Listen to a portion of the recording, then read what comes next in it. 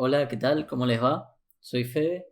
En este video, antes de seguir con los tutoriales que les estaba enseñando, quería hacer un video más corto que los anteriores, en el cual vamos a hablar de buenas prácticas en Python y en la programación en general, y también sobre cómo interpretar y lidiar con errores en Python, los tipos de errores que hay y demás. Pero antes de empezar con eso quería leerles un poema. Es algo que no creo que voy a hacer muchas veces para estos tutoriales, pero este es un poema que tiene mucho que ver con lo que estamos viendo.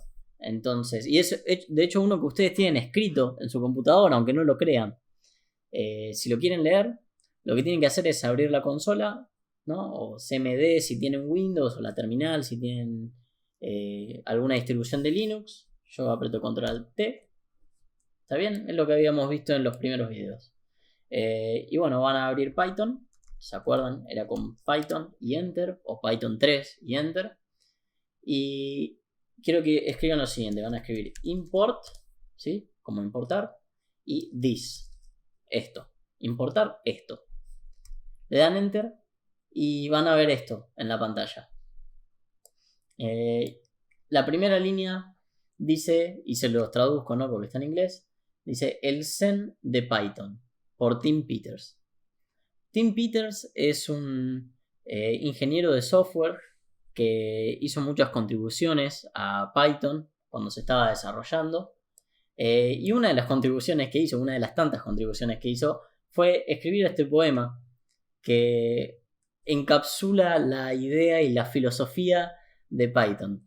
Sí, aunque no lo crean, un lenguaje de programación es algo que emociona a muchas personas y que aparentemente los inspira.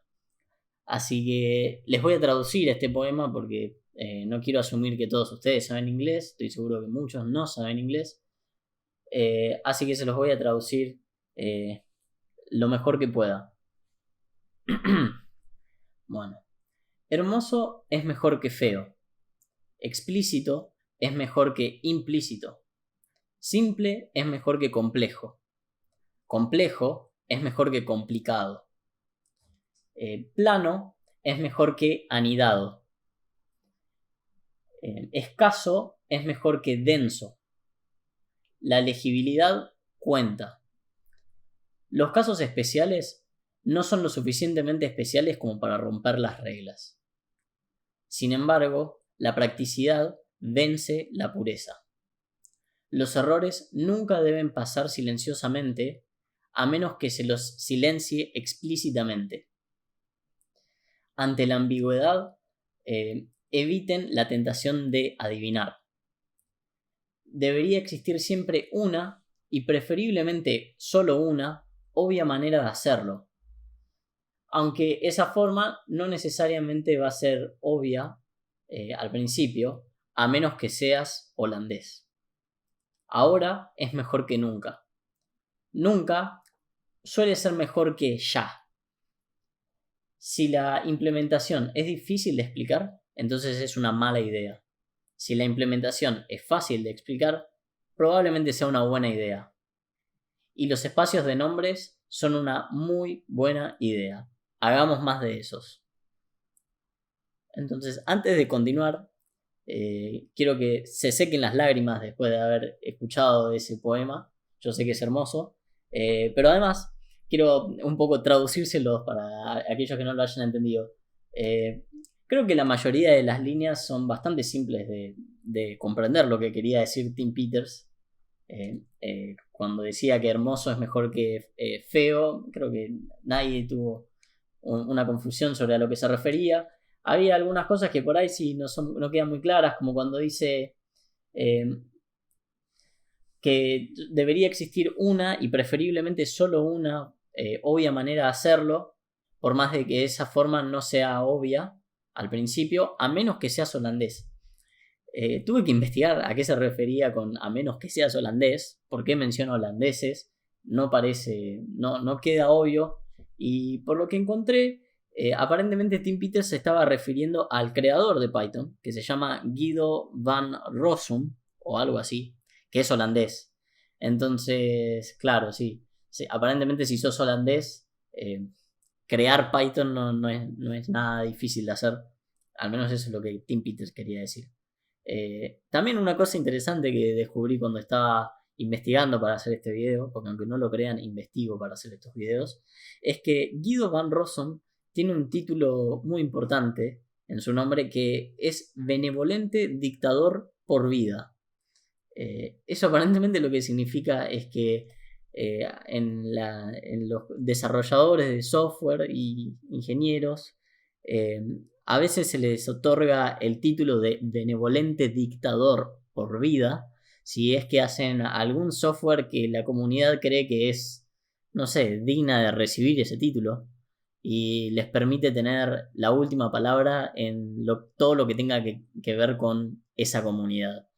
Entonces, lo que Guido van Rossum diga sobre Python es cierto, quieras o no, ya que es dictador. Así que, fuera de todo el meme que fue este poema, yo creo que, o sea, de hecho, encapsula bien lo que significa, o al menos lo que quiere representar el lenguaje de programación Python, al menos en comparación al resto de los lenguajes. Otra cosa que por ahí no les quedó claro es al final cuando dice que los espacios de nombres son una gran idea y que hagamos más de esos.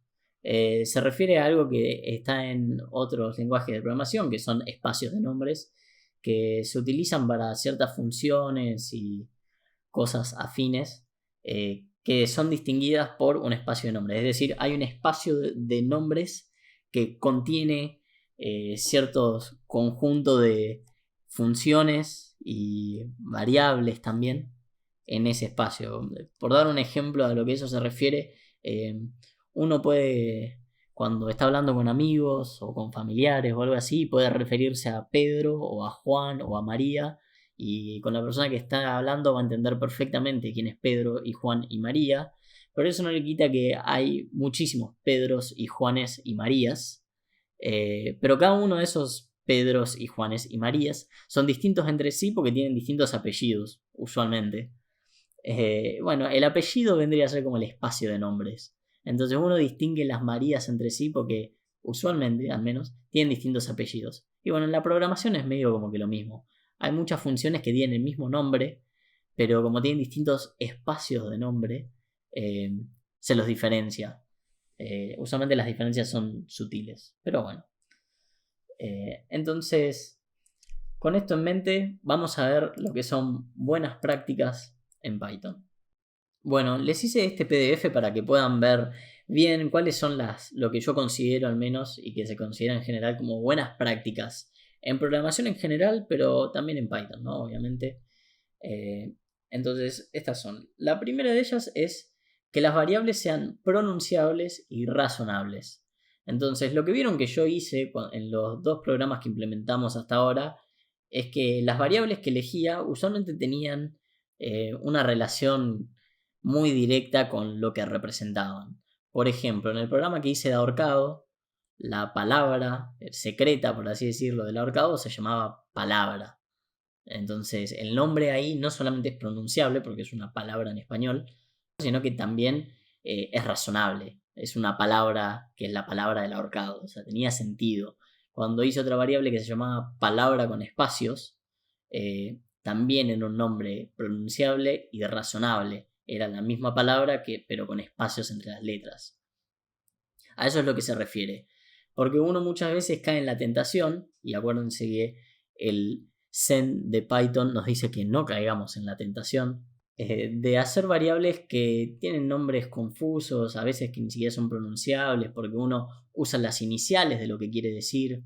Qué sé yo, en vez de usar palabras con espacios, podría haber usado PCE, con palabras con espacios, pero PCE no solo que no es pronunciable, sino que no es difícil de saber qué es lo que quiere representar. Si yo no les dijera que palabras con espacios era palabra con espacios, entonces tendrían que leer el código e intentar adivinar que yo quería decirles eso.